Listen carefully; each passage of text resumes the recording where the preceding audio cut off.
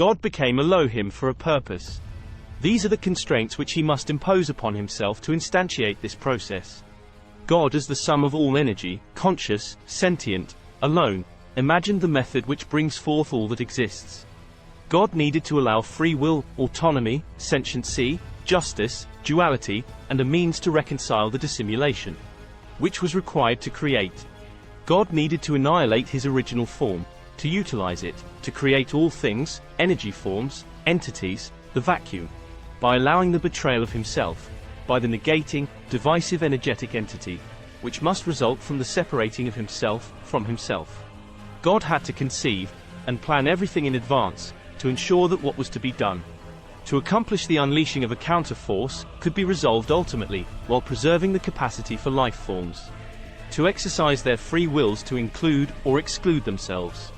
God had to allow for suffering to exist, and manage it with perfect justice, and present himself to his creation as the sacrifice of reconciliation, for negating the offense of the power of the One, who was to, by his own free will, subjugate the creation and distort it. God must supply the capacity for entities to sense, decide, and act, with the ability and perception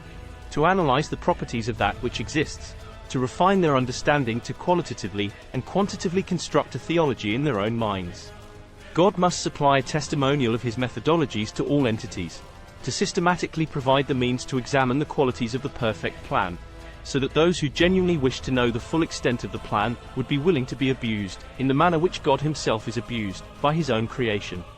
God must allow entities to make up their own minds, without forced compliance, and allow for the counterforce to distort and corrupt the minds of entities that God has created, to supply a proof test of willing intent. God must righteously judge all entities in accordance with their own personal experience, making provision for each entity, as to intent and accountability,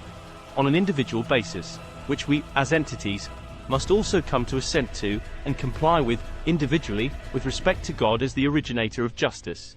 God must include the means to correct the harm, which must be unleashed upon creation, by giving himself over to his enemy for the price of extortion, which his enemy demands, while this enemy preys upon those whom God has created. God must limit knowledge of his plan, to not allow full disclosure to the enemy, thereby supplying the enemy with the ignorance necessary to trap himself in his own deceit. God must allow human suffering and misery to continue, within the scope of ignorance, due to the lack of full disclosure, to accomplish the trapping of the enemy, and those whom he deceives to ultimately be sequestered, to preserve those entities which willingly come into compliance with God, they, allowing themselves to become prey to the enemy, and, shunned by those who lack understanding, while lovingly, not taking offense themselves, and not seeking bodily vengeance or remuneration. Ultimately, God has utilized his foreknowledge to give entities their being and agency, while providing each one of us the choice to willingly accept or reject him.